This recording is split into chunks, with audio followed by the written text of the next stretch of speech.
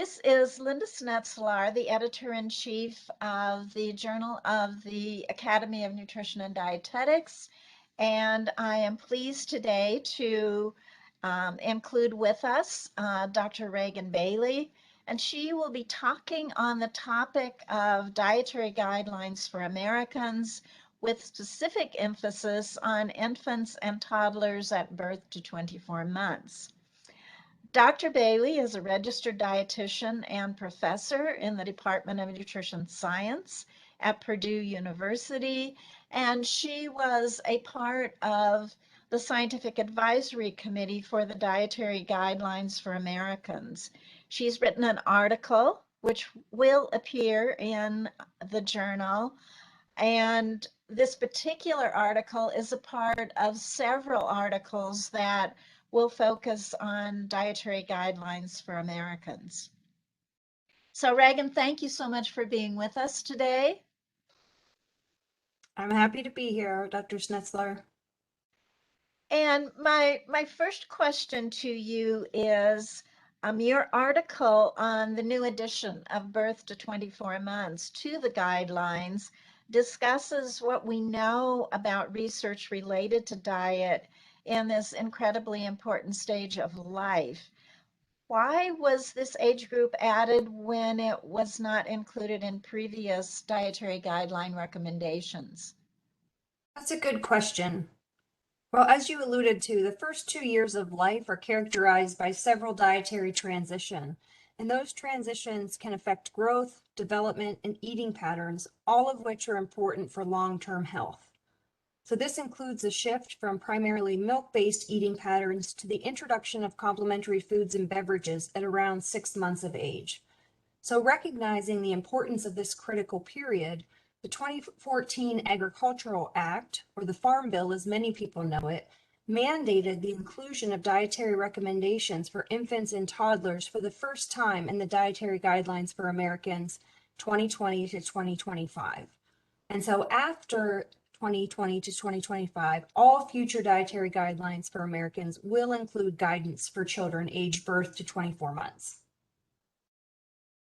Thank you. An extremely important age group, as you have indicated. What do the dietary guidelines indicate for infants when breastfeeding continues and complementary foods and beverages are initiated? And very specifically, what types of foods are recommended, giving some of the missing nutrients in human milk?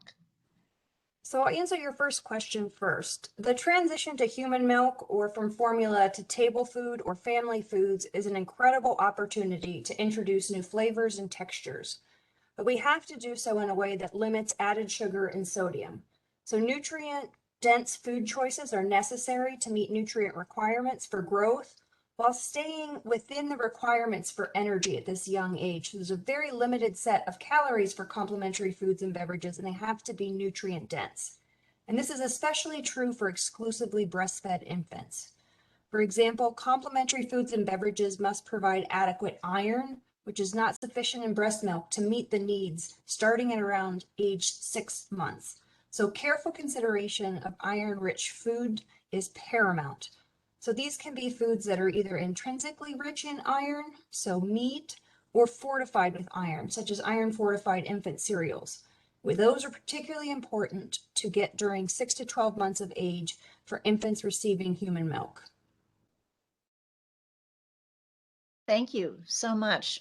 Very important concepts related to complementary foods and beverages, especially in this age group. What are some take-home messages from the article that you spearheaded that clinicians and dietitians need to know as they're working with their clients? Good question. So establishing healthy dietary patterns in early childhood and infancy is crucial to support not only immediate needs for growth and development, but also to promote lifelong health by reducing risk of chronic diseases associated with nutrition, such as obesity and cardiometabolic disorders later in life. I'm sure that all nutrition professionals are aware that breastfeeding should be encouraged when it's possible, given its role in supporting optimal growth and development in infancy, and for its potential benefits beyond infancy. So, for example, the Dietary Guidelines Advisory Committee found a moderate level of evidence that breastfeeding is associated with a reduced risk of childhood overweight and obesity. Another key finding is that early introduction of complementary foods and beverages, so by this I mean before age 4 to 6 months, should be avoided.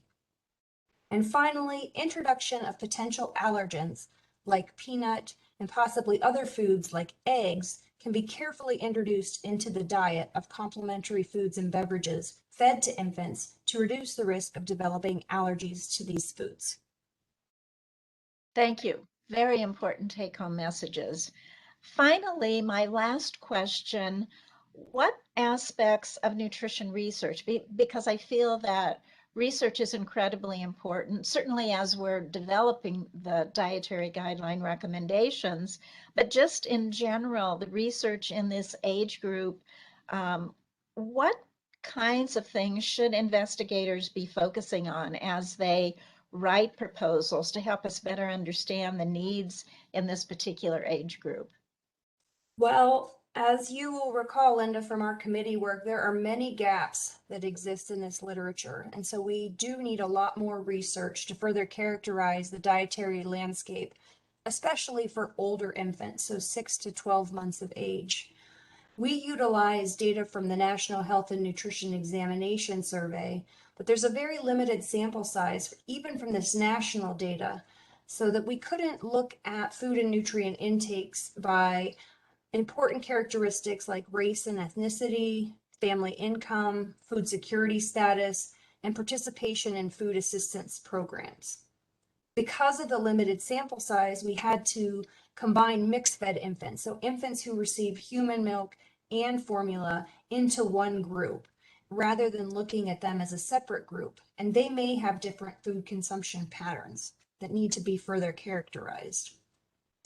So much of this work in the paper and for the guidelines relied on energy and nutrients found in breast milk, and that database relies on very limited data. So it may not be representative of a diverse range of factors that influence the nutritional content of human milk. And so there's ongoing federal efforts to update the human milk composition database, but that's certainly an area that more research is needed. And then finally, our committee work and other reports in the published literature suggest that reported energy intakes during infancy exceed that of estimated needs. So if this holds true, current reported estimates of dietary energy inadequacy during this period may be inaccurate, and our estimates of nutrients would tend to be underestimated. So there is much work that is needed in this age group. Thank you, Regan. Very important next steps for research, and evidence-based research is so important as we develop dietary guidelines. Your ideas, I think, are those that we can look to as we continue to make recommendations in upcoming years. So thank you so much for sharing this information with us today. And your ideas, I think, will be incredibly helpful as clinicians work with new mothers.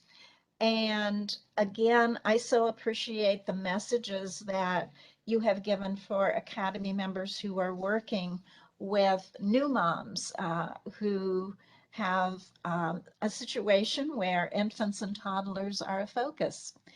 Thank you again so much. Thank you.